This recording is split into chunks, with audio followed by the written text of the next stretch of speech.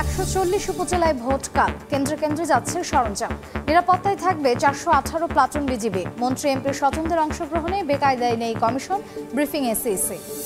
বর্ষা লাগলে মানুষ হাঁটতে পারে না, নদীর মতো হয়ে যায়। নিম্নতম নাগরিক সুযোগ সুবিধা সিটি কর্পোরেশন থেকে পাচ্ছি না। সড়কে আবর্জনার স্তূপ, ড্রেনে মশার উৎপাত। দুই সংস্থার রশি টানাটানিতে চট্টগ্রামে পরিকল্পিত আবাসিক এলাকা ১৫ বছরেও বসবাসের অযোগ্য, অসহায় প্লট মালিকরা।